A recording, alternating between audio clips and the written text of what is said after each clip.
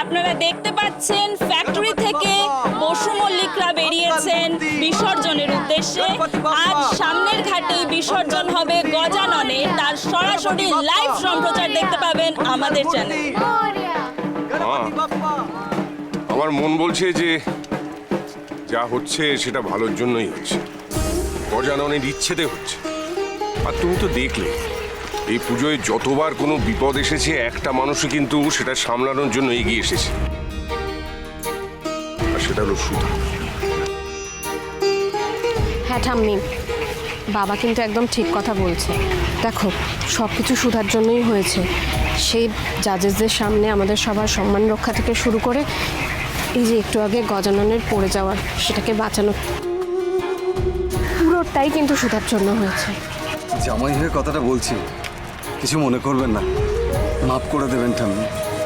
আমি দেখেছি সুধা আপনাদের জন্য জান প্রাণ দিয়ে করেছে, তাও আপনি ওর উপর রাগ করে থাকবেন?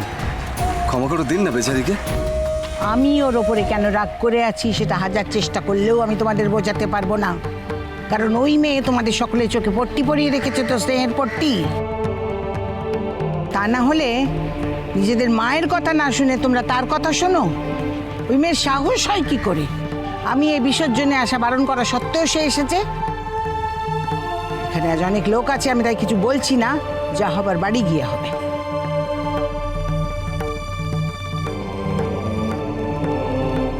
সুধার বাড়িতে গিয়ে যা কাণ্ড ঘটিয়ে এসেছি সেটা সবাই জানতে পারলে আমাকেই দুষবে, কিন্তু নরম হলে চলবে না ইন্দ্রজিৎ। ওই সুধা আর আচার্য পরিবারকে হালকা করে টাইট দিতে হলে নিজের মেজাজ আর রোয়াব বজায় রাখতে হবে। দাদা, তোরা কিন্তু মেয়েটাকে বড্ড মাথায় তুলছিস। হ্যাঁ, এরপরে না মেয়েটাকে মাথা থেকে আর নামাতে পারবি না। আমি সাবধান করে দিচ্ছি, সময় থাকতে নিজেদের হালকা করে সামলে নে, নাহলে সামনে ঘোর বিপদ। দাদা ভাই, ঠাম্মি নিশ্চয়ই বৌদিকে এখানে আসার জন্য শাস্তি দেবে। তুই একটু ঠাম্মির সঙ্গে কথা বলে নিস। হ্যাঁ দাদা ভাই, যে মানুষটা ছাড়া এই পুজোটাই হতো না, তাকে অকারণে শাস্তি পেতে দিস না। দেখ, ঠাম্মি তো জানে না বৌদি এই পুজোটার জন্য কি কি করেছে। কিছু বলতে না পারিস, অন্তত পাশে দাঁড়াস। তোদের বৌদিদিকে এত দুর্বল ভাবিস না, কারণ আমার সাহায্যে ওনার কোনো প্রয়োজনই নেই। না আমাকে বিশ্বাস করেন, না ভরসা করেন, তাই কোনো পরিস্থিতিতেই চান না যে আমি ওনার পাশে থাকি।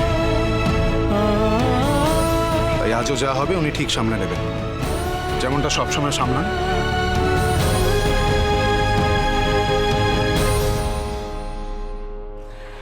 শুনলি তো দাদাভাই কি বললো? এই সম্পর্কটা না একেবারে ড্যামেজের দিকে চলে গেছে, আর বাঁচানোর কোনো অপশন নেই। তুই বুঝতে পারছিস না, বৌদিকে আজকে না কালকে এই বাড়ি ছেড়ে তো যেতেই হবে। তাই আমি ভালো কথা বলছি, এই বিষয়ে আর বেশি মাথা খাওয়াস না, বুঝলি?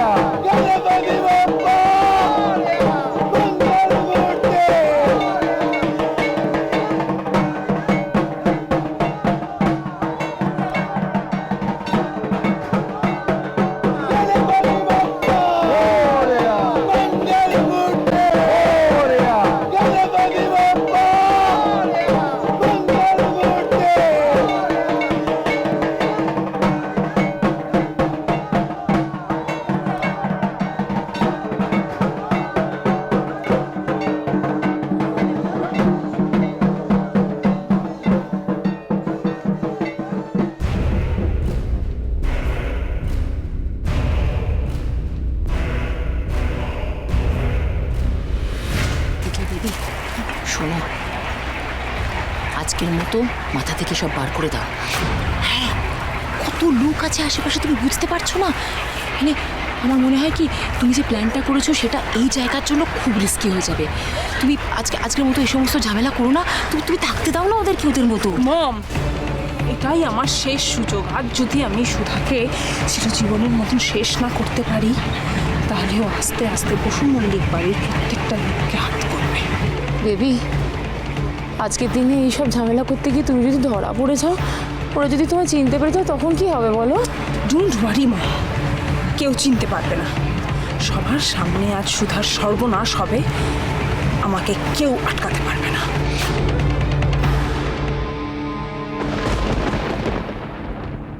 কি হলো, তুই দাঁড়িয়ে গেলে যে, ঘাটে নামবি না? আমার বিসর্জনে আসাটা ঠাম্মির পছন্দ হয়নি রে। এবার যদি আমি ঘাটে নামি, কোনো অশান্তি হতে পারে। হিটলার দাদি তো সব কিছুতেই অশান্তি করে, তোর পুজোতে থাকা নিয়েও অশান্তি করেছে। কিন্তু তুই যদি আজকে না থাকতিস তাহলে তো পুজোটাই সম্ভব হতো না। তাই আমার কথা শোন, সব কথা তো গায়ে মাখিস না। পুজোতে যখন থেকেছিস তখন বিসর্জনেও থেকে যা। আর এত লোকের মাঝে আমার মনে হয় না হিটলার দাদি কিছু বলবে। তাই চল।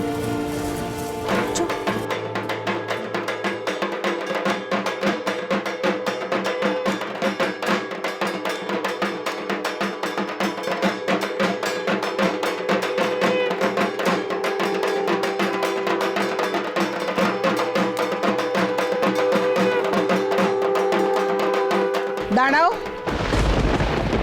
এত হড়বড় করে কোথায় যাচ্ছ? ঠাম্মি, আমি আমি একবার গজানন না, যে ঘাটে আমাদের গজাননের বিসর্জন হবে সেখানে তুমি থাকবে না সুধা।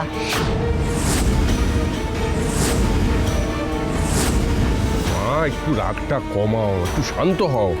সুধা আমাদের সঙ্গে এতখানি এলো। কিন্তু আমি তো ওকে আসতে বলিনি, আমি তো চাইনিও আসুক।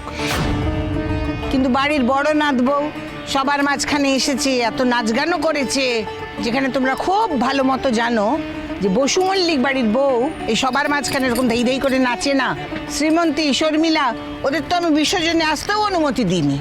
আর কিন্তু এই মেয়ে সব নিয়ম ভাঙছে। আমি জানি না আর কত মাথা হেঁট করবে ও আমাদের।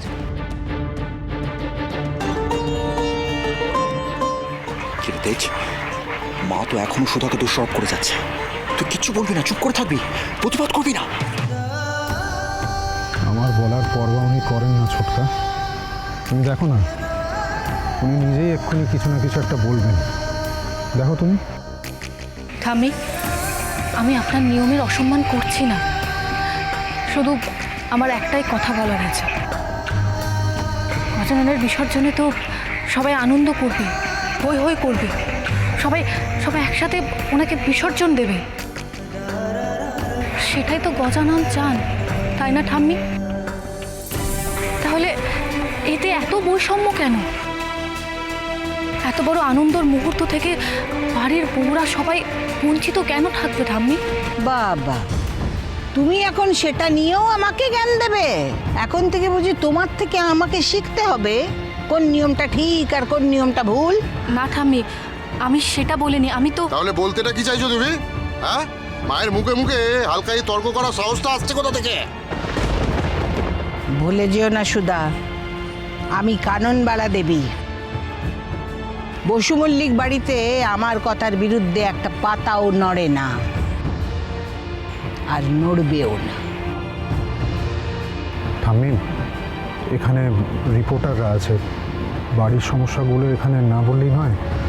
অনেক প্রশ্ন উঠবে, যা হবে বাড়ি গিয়ে হবে। ঠাম্মি, এখন আর কিছু বলো না প্লিজ। শুধু আপনি এখানেই থাকুন। না মিস্টার বসু মল্লিক, লোক দেখানো অভিনয় করতে আমি শিখিনি। আর না তো পুজোর দিনে আমি কারোর মনে কষ্ট দিতে চাই।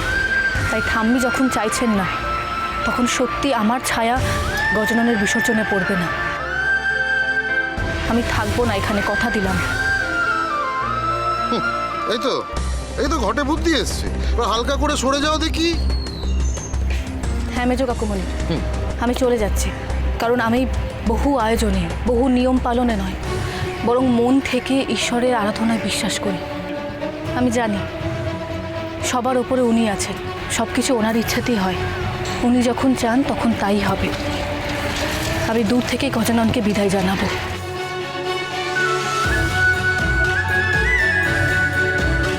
আপনি সবার সামনে এইভাবে আমার কথা উপেক্ষা করলেন সুধা? আমি বলার পরেও আপনি এলেন না, এত অহংকার আপনার। বেশ, তবে সত্যি তাই হোক, আজ আপনাকে ছাড়াই গজাননের বিসর্জন হবে।